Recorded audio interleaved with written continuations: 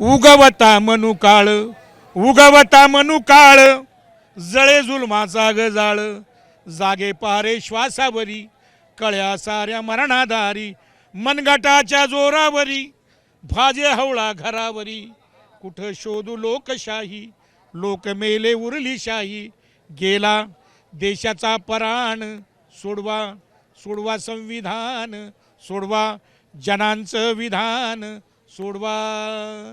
महामानव डॉक्टर बाबासाहेब आंबेडकरांचा 6 डिसेंबर रोजी महापरिनिर्वाण दिन आणि 68व्या महापरिनिर्वाण दिनासाठी राज्य आणि देशभरातून लाखो अनुयायी या ठिकाणी बाबासाहेब आंबेडकरांना अभिवादन करण्यासाठी आलेले आहेत। बाबासाहेबांविषयीची एक वेगळी कृतज्ञता आणि नम्रपणे त्या ठिकाणी त्यांना विनम्रपणे अभिवादन करतानाच लोकशाहीर आहेत, गायक आहेत, कवी गायक यांची देखील अभिवादन महत्त्वाचं ठरतं आहे।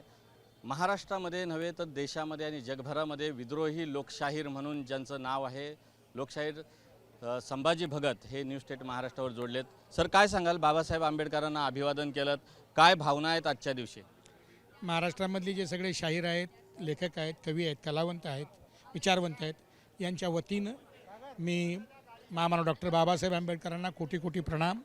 आणि आज महापरिनिर्वाण दिन आहे, दुःखाचा दिन आहे, परंतु बाबासाहेबांनी सांगितलं होतं की मी गेलो तरी माझा विचार जो आहे तो या भूमीमध्ये राहील।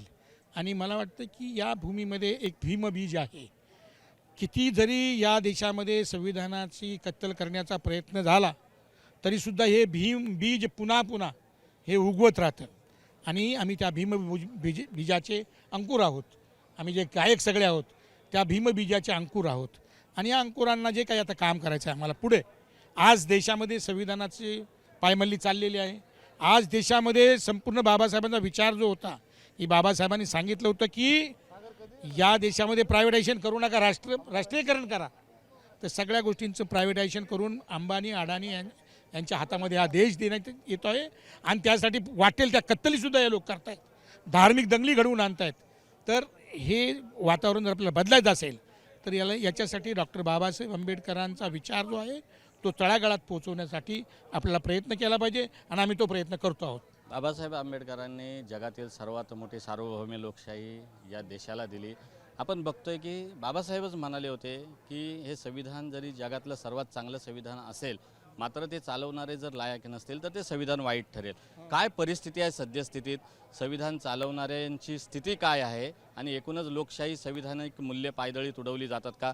कसं बघता लोकशाहीर म्हणून? हे बा जाहीर आहे की डॉक्टर बाबासाहेब आंबेडकर म्हणाले होते त्यांच्या पुस्तकामध्ये की कधीही या देशाचा जो सत्ताधारी वर्ग आहे तो त्याचं स्वतःचं तत्त्वज्ञान डिसमॅन्टल म्हणजे तोडफोड त्याची करणार नाही, उलट त्याच्याविरुद्ध लढणाऱ्या तत्त्वज्ञानाची ते तोडफोड करतील।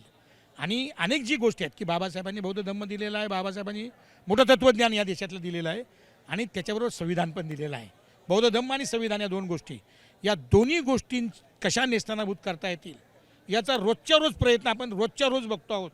काल महाराष्ट्राच्या मुख्यमंत्र्यांचा शपथविधी झाला आणि या शपथविधीमध्ये ठीक आहे बाबासाहेबांच्या नावाने घोषणा देणं किंवा शिवाजी महाराजांच्या नावाने घोषणा देणं, पहिल्यांदा मी शपथविधीमध्ये जय श्रीराम ही घोषणा, रामाला आमचा विरोध नाही, परंतु हा जो BJPनं श्रीराम उभा केलेला आहे तो ब्राह्मणी राम आहे आणि तो ब्राह्मणी राम जो आहे तो या रामराज्याच्या नावानं या जनतेच्या उरावर बसवण्याचं कारस्थान चाललेलं आहे आणि त्यातनं मोठ्या प्रमाणामध्ये संविधानाची पायमल्ली होते आहे। आणि म्हणून हे गाणं मी जे म्हणतो नेहमी ते लोकांपर्यंत पोहोचवा। उगवता मनु काळ उगवता मनु काळ जळे जुलमाचा गजाळ जागे पारे श्वासावरी कळ्या साऱ्या मरणादारी मनगटाच्या जोरावरी भाजे हवळा घरावरी कुठं शोधू लोकशाही लोक मेले उरली शाही गेला देशाचा पराण सोडवा सोडवा संविधान सोडवा जनांचं विधान सोडवा। भगत साहेब, ज्या पद्धतीनं चैत्यभूमीवर जी महामानवाला अभिवादन करण्यासाठी गर्दी होते, दीक्षाभूमीवर गर्दी होते, गर्दी खूप मोठी आहे, 20 लाख 25 लाख, भविष्यामध्ये 50 लाखचं मध्ये देखील आकडा जाईल। मात्र बाबासाहेब आंबेडकर म्हणाले होते की जा आणि घराच्या भिंतीवर लिहून ठेवा की आम्हाला शासनकर्ती जमात बनायचं आहे। पंतप्रधान बनण्याचं स्वप्न देखील बाबासाहेबांनी पाहिलं होतं, समाजातला एक चेहरा कोणीतरी या मोठ्या खुर्चीवर विराजमान होईल। काय परिस्थिती आहे, राजकीय शकलं अशी का होतात? एकूण आपण लोकशाहीर आहात, विचारवंत आहात, समाज प्रबोधनकार आहात, काय सांगाल? काय परिस्थिती आहे? ईव्हीएमवर देखील शंका घेतली आहे. एक आहे की राजकीय परिस्थिती ही कशामुळे आहे, तर राजकीय तत्त्वज्ञान जे आहे, आयडियॉलॉजी आहे, हा आयडियॉलॉजिकल डिके आहे. आयडियॉलॉजी, बाबासाहेबांची जी आयडियॉलॉजी ती सोडल्यानंतर जे काही विकृत मार्ग आम्ही स्वीकारलेले आहेत त्याचं फलित म्हणजे RSS आणि BJPचं राज्य या देशावर येणं. हा तत्त्वज्ञानाच्या क्षेत्रामधला पराभव आपण मान्य केला पाहिजे. म्हणजे पराभव बाबासाहेबांचा किंवा तत्त्वज्ञानाचा नाही, परंतु जे लोकांनी हे तत्त्वज्ञान आमचं आहे आम्ही त्याला पुढे घेऊन जातो आहे, त्यांनी खऱ्या अर्थानं उलटा मार्ग स्वीकारला होता आणि म्हणून या देशावर बाबासाहेबांच्या दुश्मनांचं राज्य आलेलं आहे. आणि आता पंतप्रधान होणं किंवा हे करता येईल, परंतु त्याआधी भारतामध्ये एक सांस्कृतिक राजकारण, आंबेडकरी दृष्टीचं सांस्कृतिक राजकारण आपल्याला करावं लागेल आणि त्याच्यानंतर सत्तेचं राजकारण करावं लागेल. हे सत्तेचं राजकारण डायरेक्ट करणारे लोक जे आहेत ना, हे काही ठीक नाही आहे. बाबासाहेबांनी सांगितलं तर प्रथमतः या देशामध्ये सामाजिक समता प्रस्थापित केल्याशिवाय इथे राजकीय समता प्रस्थापित होणार नाही.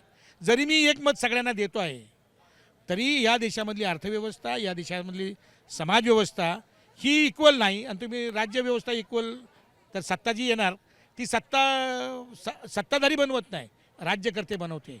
सत्ता ही ब्राह्मणवाद्यांचीच राहते, कारण त्यांच्याकडे सांस्कृतिक सत्ता आहे. आणि म्हणून या देशाची सांस्कृतिक सत्ता जोपर्यंत आपल्या हातात येत नाही, तोपर्यंत राजकीय सत्ता हातामध्ये येऊन काही उपयोग नाही. एकूणच बघतो की लोकशाहीर संभाजी भगत आपल्यासोबत होते. रोखठोक, परखड आणि बिनधास्तपणे भूमिका मांडण्यामध्ये त्यांची ख्याती आहे. आणि जोपर्यंत आपल्या हातामध्ये सामाजिक आपण सदृढ होत नाही, आर्थिकदृष्ट्या सदृढ होत नाही, तोपर्यंत आपल्याला राजकीय सत्तेमध्ये देखील हिस्सा मिळणार नाही. विविध प्रकारच्या विषयांवर त्यांनी हात घातलेला आहे. न्यूज स्टेट महाराष्ट्रासाठी धम्मशील सावंत, दादर, मुंबई.